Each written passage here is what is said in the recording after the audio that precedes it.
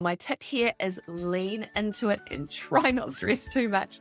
You can let them be the cookie manager and line up each shape. Now, I cannot guarantee you that every gingerbread man will still have his hands attached at the end of this, but I can guarantee you that it builds early maths and spatial skills. Hello, and welcome back to Demystifying Child's Play, the podcast where we take the mystery out of toddler play and help you feel more confident, calm, and connected as a parent.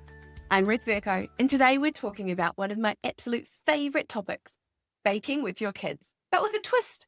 Following on from last week, when we heard from Heather, who is the founder of Baking with Kids, we're going to explore the top 10 play schemas and how they show up in the kitchen while baking, specifically while making gingerbread, and how understanding these schemas can turn what might feel like chaos into joyful, meaningful play. And don't worry, I've created a free downloadable PDF that has my go-to gingerbread recipe and links each schema to simple, hands-on ways to bake together. And if you're a purist and think that gingerbread can only be baked at Christmas, have a think about when you go into a bakery and how many gingerbread men are there all year through. So I challenge you, even if it's not Christmas time, give it a go. You can grab this freebie at playschemas.com/free or by checking the show notes for this episode, playschemas.com/blog. So that's play, schemas.com, and then either /blog or /free. So let's get comfortable, whether you're out on a walk, catching a rare moment of quiet, or multitasking around the house. Let's dive in and explore baking through the schemas. Now, I've had a lot of guests on recently as I've been welcoming our new baby into the mix, and I've more lined up after this episode, which I'm super excited about. But with that being said, if you're new here, you might be wondering, what on earth are play schemas? Play schemas are simply patterns of repeated behaviour that young children naturally explore as they develop. They're how kids make sense of their world, how they build skills, and how they express their curiosity. And when we, as parents, learn to spot these schemas, everything clicks. That tipping over of the flour, it's not just a mess, it's the trajectory play in action. That endless stirring, it's the rotation schema. And when you see it for what it is, you can support their learning and most importantly, keep your cool. Okay, that being said, let's jump straight into it and break it down schema by schema while imagining we're in the kitchen making gingerbread. And if you're getting thirst to make gingerbread with your little ones after this, make sure you let me know. I'm on Instagram at play_schemas, and I always love a good DM. Okay, first of the top 10 play schemas, so buckle up, but do remember, you don't need to remember this all. I've got that free download. The number one, trajectory. This is all about exploring movement and motion, pouring, dropping, throwing. You can probably imagine this already. So for an example, your toddler might love tipping in the flour or watching the sugar fall as a stream into the bowl. So instead of getting frustrated, hand them a cup and a spoon and say, can you pour this into the bowl slowly? Giving them a safe way to explore motion keeps them engaged and keeps most of the flour off the floor. I always do this when I'm baking with my kids, is rather than getting them to scoop a whole cup of flour out, which is actually quite tricky, I'll put the cup generally in the flour container and give them a tablespoon and they can put it in one by one and they can do it slowly and you can do it higher, lower, watching it going in. So really easy to do and it keeps them engaged and it keeps, as I've said, more flour off the floor and in the bowl where it's meant to go. Number two, the transportation schema. This is moving items from one place to another. It's when kids want to carry, shift, and move things around. For example, you might have just got the measuring spoons out and then your child takes them, puts them somewhere else and puts them somewhere else again. Or they might want to carry the gingerbread cutters from the bench to the table over and over again. So what you could do is give them a job with this transporting.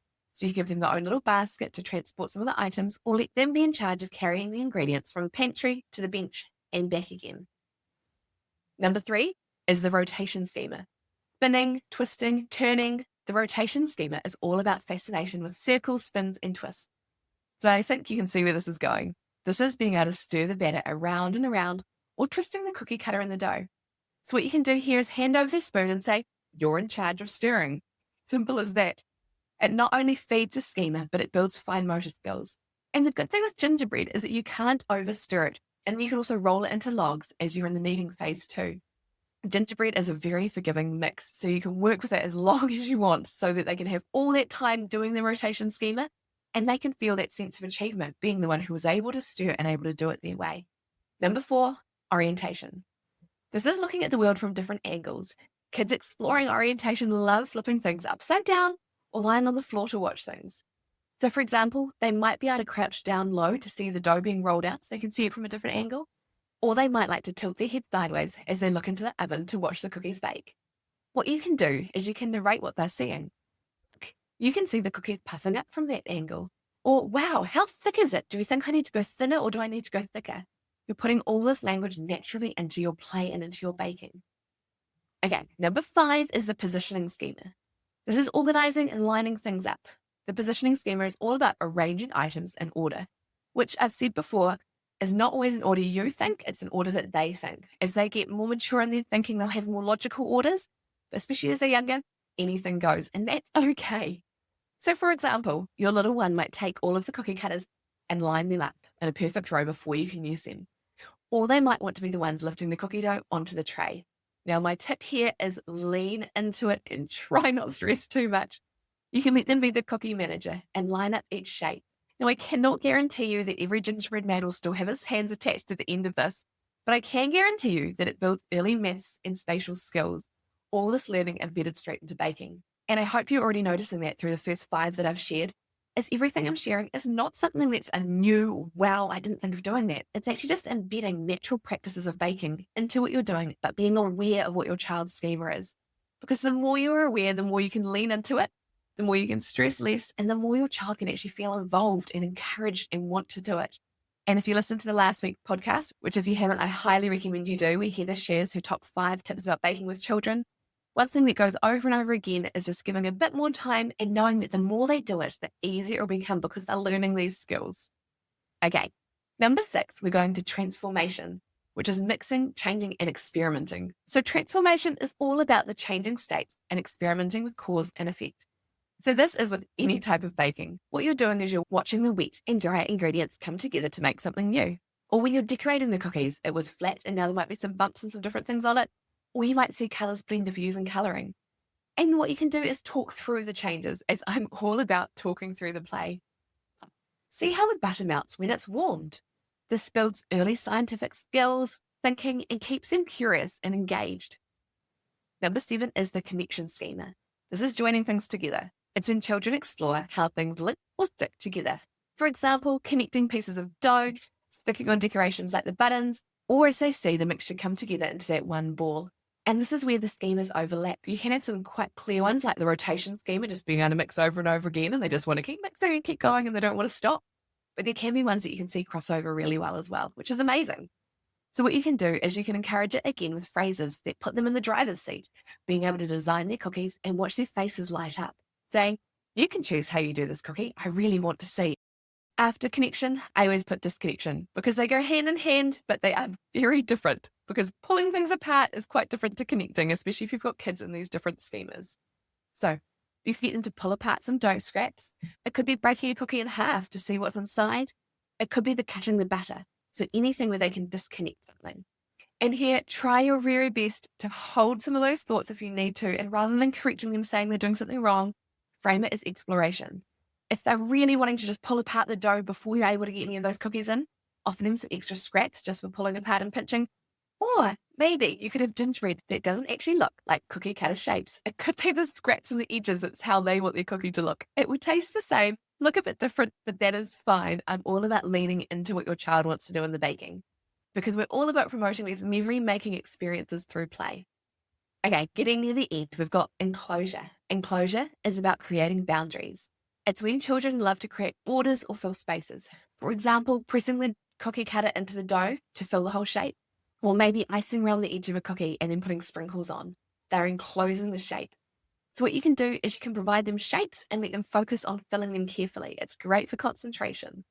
And then number 10, very close to this one, is enveloping, which is covering or hiding. It's all about that wrapping and covering things. So for example, while you're working with the dough, you could hide a small cookie cutter inside and see what's in there. Or you're imagining these cookies that are perfect little eyes with 3 buttons and maybe something on their shoes, but your child is just obsessed with trying to cover it all with icing and sprinkles. This is part of the enveloping schema. Lean into it. You could celebrate it by saying, wow, you've completely covered that star. It's a secret cookie now. Remember, when you know these schemas, it's a lot easier to lean in and see the why behind what your child is doing rather than just thinking they're being really greedy. They want all the icing. Maybe they have clicked the more icing they get on, the more they eat, but it could just be that they want to envelop it. Now, remember, after listening through these top 10, you don't need to remember them all. Head to playschemas.com/free for all of it. When we understand schemas, we stop seeing naughty behavior and we start leaning in and seeing learning in action, which means less frustration in the moment, more connection with your child, and the bonus is baking feels fun instead of stressful. Schemas give you that language and understanding to share what's going on. So the next time your partner asks you why there's flour on the floor, you can say, that was the trajectory schema, completely normal. Now, if you're all enthused but you're not sure what your next steps are, what I'd love for you to do after this episode is bake something together. Gingerbread is perfect, and notice one schema in action, and then name it out loud to your child to celebrate the exploration of the world around them. So you're not going to say, oh, I can see you doing the trajectory schema, but you might say, wow, I can see how you're tipping that so carefully and it's staying inside the bowl. Great job. Even something as simple as that, you're pouring so carefully, builds connection. And don't forget to grab your free printable guide with all the schemas linked to baking activities at playschemas.com/free. Now, if you love this episode and you want more schema-friendly ideas, come and join me over on Instagram at play_schemas. That's play, SCHEMAS. And remember, today is a great day to play and to bake. Have fun.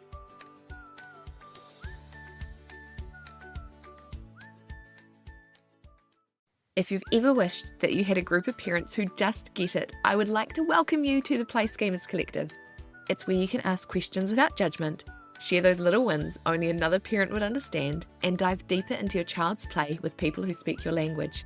Join us at playschemas.com/collective for more information. We can't wait to have you on the inside.